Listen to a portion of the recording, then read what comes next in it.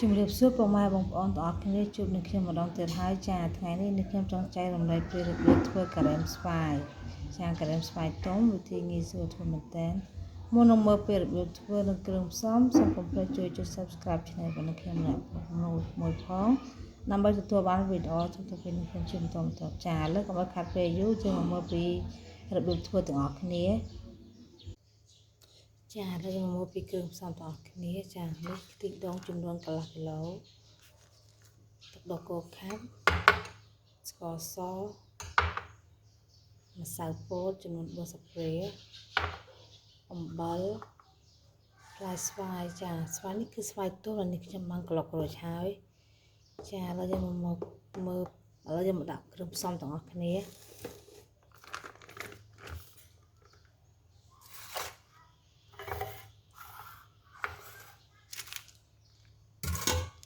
ចាឥឡូវយើងចាក់ខ្ទិះដូងចូល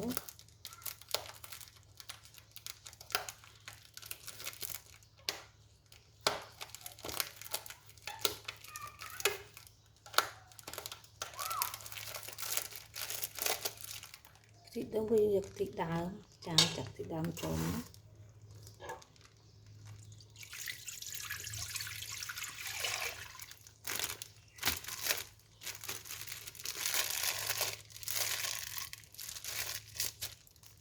ដើមចូលចឹងមក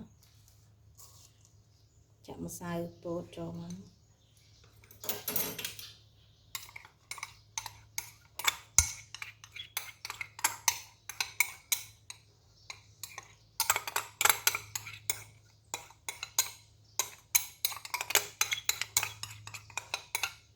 ្សៅពោត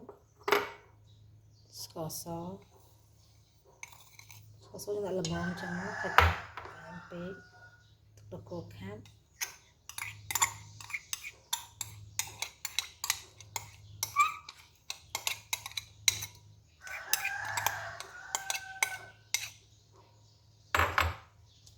ចាយើងដាក់អំបិល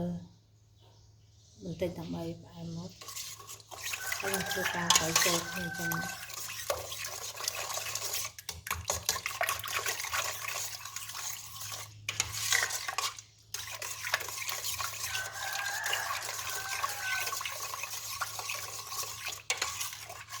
បន្ទាប់ពីយើងវាយវានេះហើយយើងចាប់អនដាំចាឥឡូវយើងចាប់ផ្ដើមដាក់ភ្លើងហើយធ្វើការកូរវាណាកូរដើម្បីកុំឲ្យខ្លោចម្សៅពងខាងក្រោយដាក់កូរវាអញ្ចឹង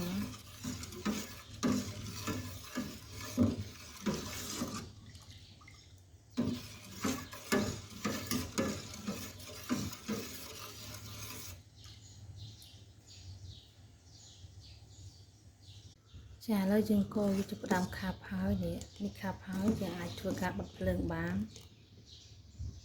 ចាចាប់ផ្ដើមបិទភ្លើងហើយឥឡូវយើងទុកវាឲ្យត្រជាក់សិនបន្ទាប់ពីត្រជាក់បន្ទាប់ពីវាត្រជាក់ចង់និយាយថាបន្ទាប់ពីក្តៅអ៊ុនយើងអាចចាក់ស្វាយចូលបានអញ្ចឹងយើងទុកវាឲ្យរៀងត្រជាក់តិចសិនទៅចាឥឡូវវាចាប់ផ្ដើមក្តៅអ៊ុនហើយយើងអាចចាក់ស្វាយចូលបាន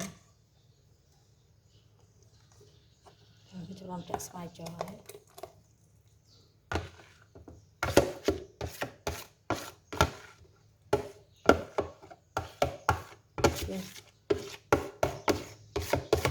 យើងស្វាយអស់តិចមកស្ដាយ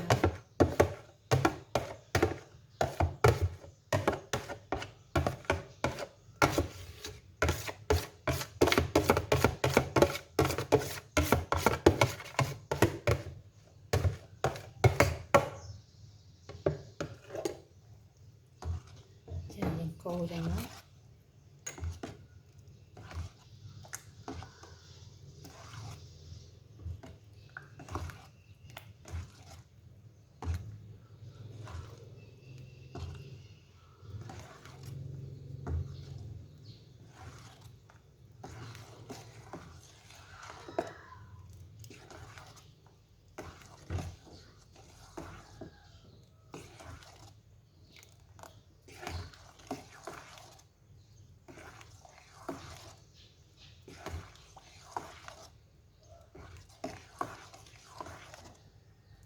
ចាឥឡូវកូរសក់អញ្ចឹងហើយយើងអាចធ្វើការ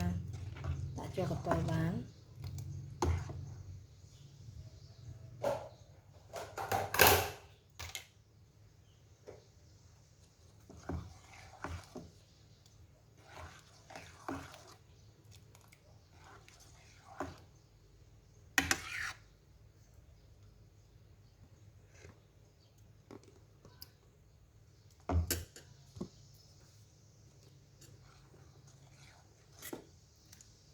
ចាំចាប់តាមចុចកន្ទុយហើយ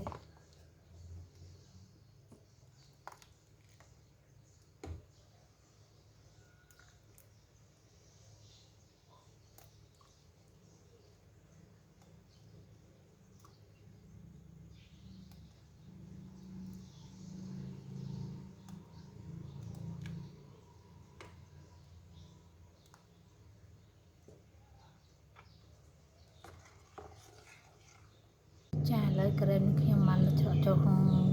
ដាក់ចូលទូទឹកកកហើយចាមានពណ៌ក្រអណាគឺលឿងល្អចាឥ